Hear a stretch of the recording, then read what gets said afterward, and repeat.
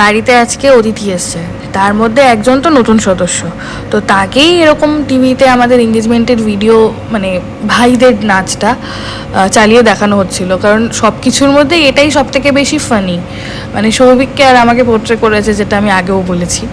তো সৌভিক তো ছিলই আমাদের বাড়িতে, আর তিতিক্ষা এসেছিলো, তো ওটাও ফ্রেন্ড হয় জয়ের, আর জয় মাম্পি তো ছিলই।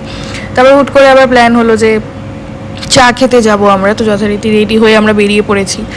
আর চা খেতে যাওয়ার জন্য প্রি প্ল্যান তো দরকার পড়ে না, তো যদি গাড়ি থাকে তাহলে যখন তখন বেরিয়ে যাওয়া যায়।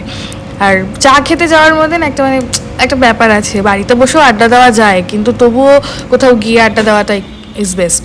তো গেছিলাম ডিজে চায়ওয়ালাতে, ওখানে একটুখানি সময় কাটালাম। আর বেশি কিছু নিইনি, কারণ লাঞ্চ ফাঞ্চ করেই গেছিলাম আমরা, তাও অনেক বিকেলে করে খাবার খেয়েছি, ওখানে গিয়ে শুধু চাটা নিয়েছিলাম। তো বাড়িতে আসার পরে আমি আর সৌভিক প্রীতম অ্যান্ড পেড্রোটা দেখছিলাম। ওটা দেখার পরে রাত্রেবেলায় আবার দেখছিলাম ম্যাচ, কারণ প্রথমে দেখছিলাম ফোনে, কিন্তু ফোনে খুব বাফার করছিলো বলে টিভিতেই চালিয়েছিলাম। আর খুবই ইন্টেন্স মোমেন্ট ছিল যখন এইটা রেকর্ড করেছি আমি। শুয়েছিল সৌভিক, ও শুয়ে দেখছে, বলছে বসে থাকতে ভাল লাগে না। আর কী বলবো, ম্যাচ নিয়ে আমার কিছু বলার নেই, জাস্ট